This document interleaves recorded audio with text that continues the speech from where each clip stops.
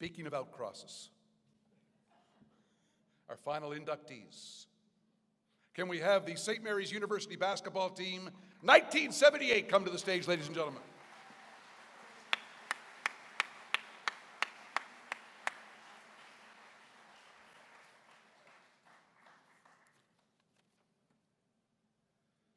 I think the plan is to let Coach Heaney have the chair.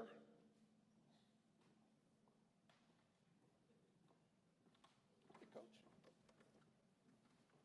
Quick note about Brian Heaney. He's a member of this Hall of Fame as an individual basketball player at Acadia, as a member of a championship team at Acadia, as a coach of the 1973 St. Mary's Huskies team, and now as a coach of the 78 St. Mary's Huskies basketball team. He is, we believe, our first four-time Hall of Famer. So have the chair.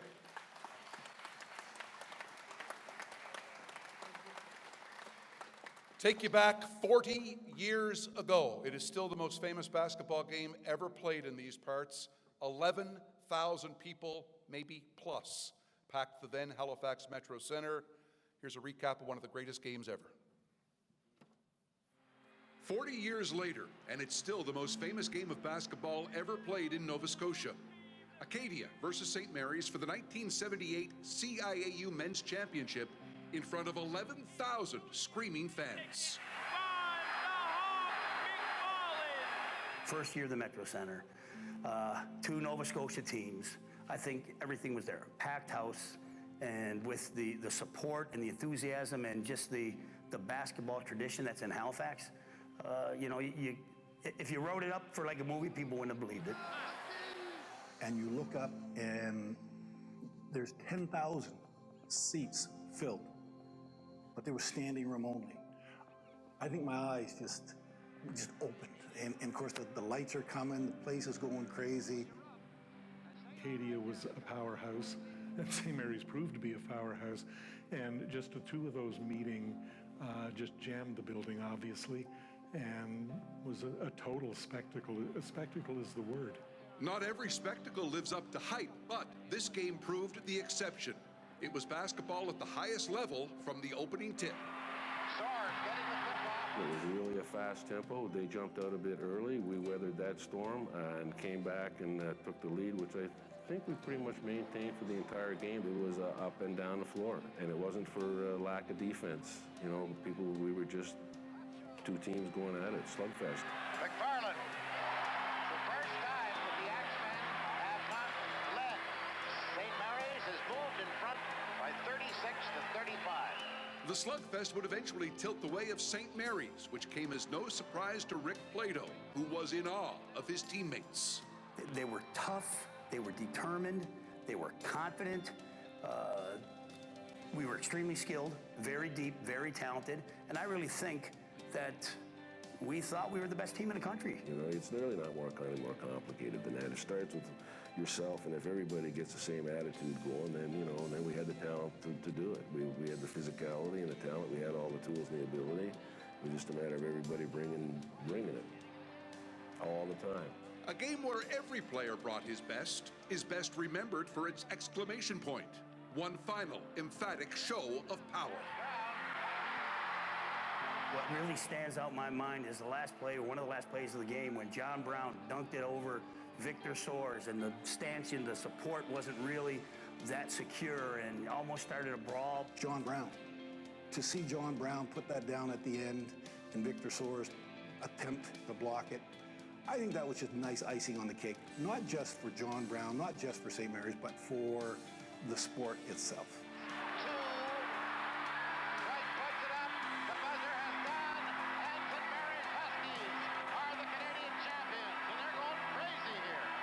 Once you're national champion, that's it. They can never take it away from you. You haven't seen the guys for 25, 30 years, but it's like you get together and you don't miss a beat.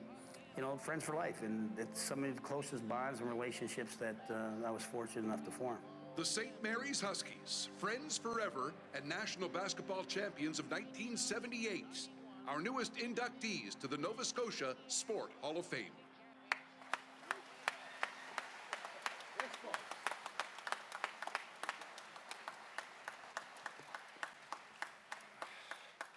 So guys, when you hear your name, give a little wave, okay? We think we've got this down to everybody who's here.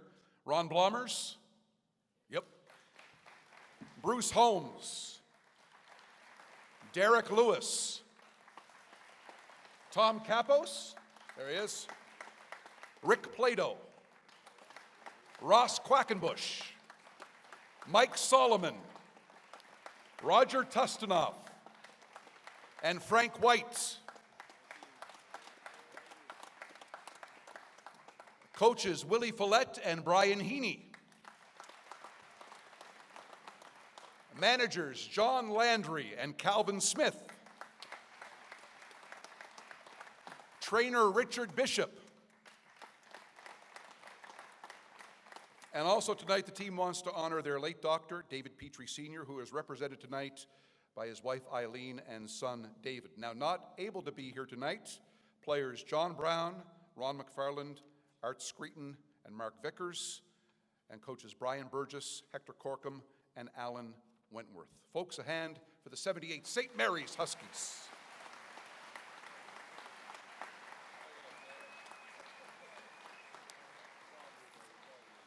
We want to pop up a photo on the screen here. We'll take you back to 1978.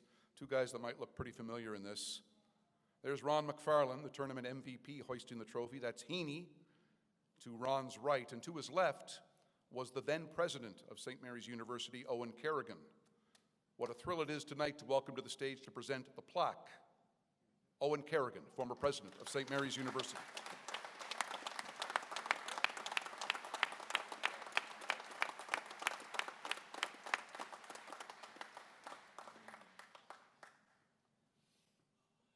And to present the pin, a fixture at SMU, one of the great characters in the university's history, wonderful guy. We love him at the Nova Scotia Sport Hall of Fame. Let's say hello to Doug Wright tonight, ladies and gentlemen.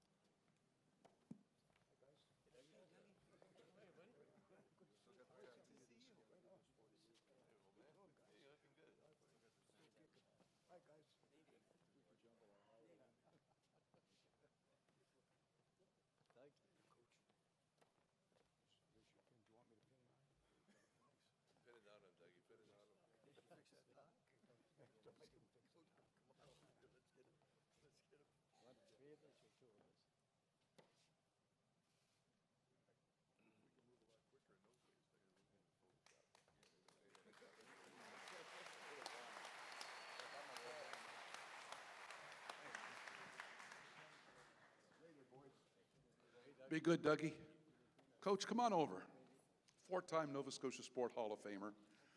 You coached a lot of teams in your day. How good were these guys? Well, you know, it's an argument that always comes up, not only because of St. Mary's and what we talk about internal to the program, but I do want to say before we start, that year, St. X was rated in the top 10 almost the entire year, and they wound up beating us on 3 occasions. They had a matchup issue with us, and they did a great job, and I want to commend them and compliment them. And we have some great athletes in the audience tonight. Teddy Upshur, of course, is here off that great Acadia team. Donnie Ealer, one of the all-time greats in Nova Scotia, is here as well. He didn't play in that game. But Acadia and St. X were so good nationally that they drew the absolute best out of this basketball team. We had great talent. You can look at these guys. Today, it looks like they could suit up and play. I mean, they're just a magnificent group of athletes. But without St. X and without Acadia, we wouldn't have been as good as we were, and we wouldn't have won the national championship without that competition all year. Do you want to put on your glasses, Coach? Or? Listen, what about this game? We mentioned in the script there, still probably the most famous game in Nova Scotia basketball history. What was it like to be in the building for it? Well, it was unbelievable. The electricity was just beyond. The building kept filling up, and all the seats were filled, and it was about 3 minutes before the game, and the doors were still open, and people kept coming. And rumor has it the fire marshals scattered out of there and the ushers gave up. There were people sitting in the aisles. And to this day, when you walk around town or you come to an event, the great events that Halifax hosts and Nova Scotia hosts, people still come up, certainly to me, and Rick is in the area and Ross is in the area, and they say it was the greatest sporting event they've ever attended in the history of their life. Like, that goes back 40 years. It was incredible. And I think one of the reasons was you had 11,000 people and the building was divided. So every single play, every referee's call, every turnover, every shot made, half that building, 7,000 people, or 6,000 people were going crazy. And it never stopped the whole time. So I think it was the greatest basketball game ever played at the college level in the nation, bar none. Good call, good call. I'm going to talk to Blommers for a second. Ron. Here's former national team player Ron Blommers. Good to see you. Aloha. Yeah, aloha. Hawaii guy. Back together after 40 years with these fellas. How does that feel? Fantastic. How many people out there were at the game? 40 years, yeah. Fantastic. Thanks to Coach Heaney for recruiting me. You know, I don't know if anybody remembers, but I was a freshman and had just won All-Ontario in high school, and here I am my freshman year in the finals, playing the #1 team to start off, Manitoba. And, you know, the next day, the clippings in the paper said, recent CIAU rankings found floating in Halifax Harbor. I'll never forget that one. Clearly. Yeah. Clearly, yeah. So, quite a night. And to get together with these guys, I saw you guys in a pre-reception. It looks like you're just picking up right where you left off. Well, I got here Thursday, and by midnight, I was hoarse. So, yeah, it's great seeing everybody again. You know, Teddy, congrats to Acadia for giving us a great game. Good to see you. I know we rubbed elbows a little bit. So, great to see everybody again. You guys were making Teddy pose for a bunch of pictures outside, which I thought was somewhat cruel. Where's Frankie White? Frank, hey, good to see you. Listen, what did St. Mary's mean to you as a young man? Well, it changed my life. Coming to St. Mary's University, after being in the United States, people here were very warm, welcoming, kind, and treated me with a lot of respect. And the school itself, I just love the school. I'm so glad I'm here tonight. I feel so blessed to be here tonight amongst all my friends and teammates. It's a very nice time. What is the memory of that game? What's the biggest memory of that game for you? Winning it, actually, winning the game. And, yeah, and everybody, the entire team played very well. Everybody came with a sense of purpose. We wanted that game. And after a few shots from each player, in our hearts, we knew we were going to win that game. But Acadia actually gave us a hard time to go. Teddy Upshaw, I remember you, Teddy. Big time. You blocked my shot one time, big fella. No, but they really gave us a good game, but we came out on top of that. Yeah. Folks, here they are 40 years later. St. Mary's Huskies, 1978.